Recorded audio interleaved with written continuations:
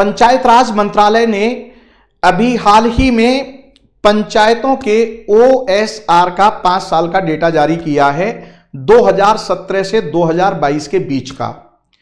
OSR से मतलब है ओन सोर्स रेवेन्यू कलेक्शन, यानी पंचायतें अपने संसाधनों से जो राजस्व वसूली करती हैं।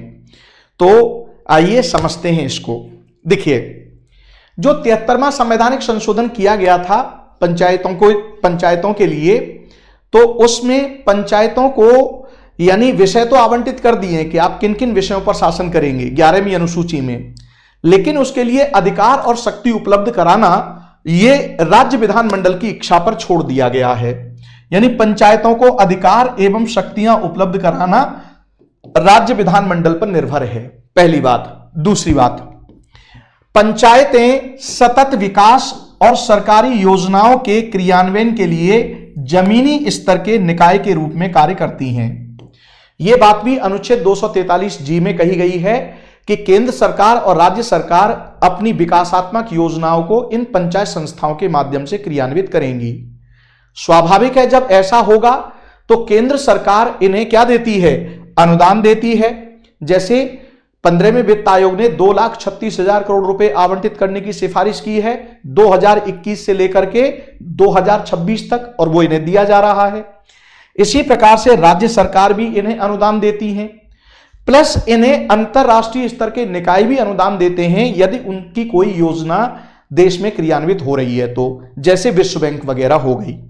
अब आ जाइए मुद्दे पर। मुद्दा यह है कि पंचायतों को अपने स्तर पर राजस्व एकत्रित करने के अधिकार की अगर हम बात करें तो ये राज्य सरकार को ये दे रखा है, लेकिन कुछ राज्य सरकारों ने तो पंचायतों को अधिकार दे दिया है राजस्व वसूली का, और कुछ पंचायतों ने ये अधिकार, कुछ राज्यों ने ये अधिकार नहीं दिया है। जिन राज्यों ने अधिकार दिया है उनकी सूची ये है, यानी OSR लागू किया है, यानी ओन रिसोर्सेस रेवेन्यू कलेक्शन के अधिकार दिए हैं। किस किस ने? राजस्थान ने, उत्तराखंड, हिमाचल, पंजाब, ये स्क्रीनशॉट ले लीजिए, ये राज्य हैं।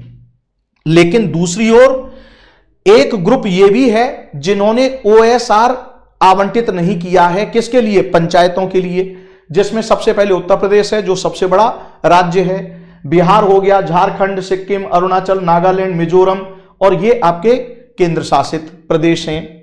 तो इन्होंने OSR का कोई प्रोविजन ही नहीं किया है। अब आ जाइए डेटा पर। डेटा क्या कह रहा है? 2017 से 2022 के बीच इन पंचायत संस्थाओं ने टोटल मिलाकर के जो कलेक्शन किया है वो 5,118 करोड़ रुपए कलेक्शन किया है। पंचायतों की संख्या टोटल कितनी है? 2.25 लाख टोटल पंचायतें हैं। अगर इसको इससे डिवाइड कर दिया जाए तो प्रति पंचायत कितना आएगा?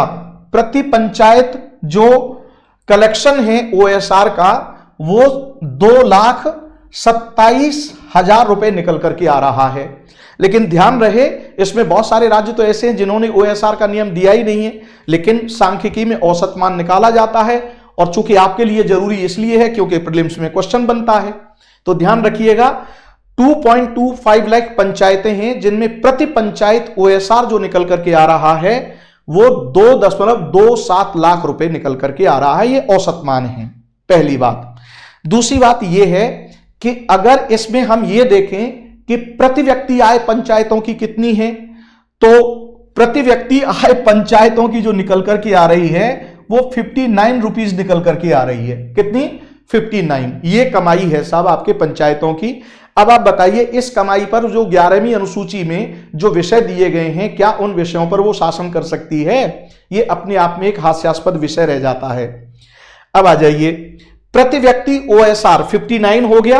अब आइए, सर्वाधिक वसूली जो की है OSR में, प्रीलिम्स का फैक्ट है, नोट कर लीजिए। सबसे पहला स्थान किसका है? गुजरात का। दूसरा स्थान किसका है? केरल का। और तीसरा स्थान है आपके आंध्र प्रदेश का। स्क्रीनशॉट ले लीजिए, ठीक है। अब आ जाइए, अगर आप प्रति व्यक्ति आय के मामले में राज्यवार देखेंगे तो पहला स्थान गोवा का है, यानी OSR के मामले में गोवा की पंचायतों में प्रति व्यक्ति आय सबसे अधिक है 1635 रुपए, लेकिन नेशनल लेवल पर कितनी है? 59 रुपीज है। कितनी? 59। ये रही कितनी? 59 नेशनल लेवल पर। लेकिन राज्यवार अगर आप गणना करेंगे तो सबसे पहला स्थान किसका है? गोवा का है 1635 रुपए, और दूसरा स्थान निकल करके आ रहा है चंडीगढ़ का। नोट कर लीजिए, प्रीलिम्स का फैक्ट हो गया ये। तो ये चीजें हैं, आपसे पीटी में पूछी जा सकती हैं, इसलिए मुझे लगा कि ये सूचना आपको मिलनी चाहिए, तो आप ये स्क्रीनशॉट ले लीजिए।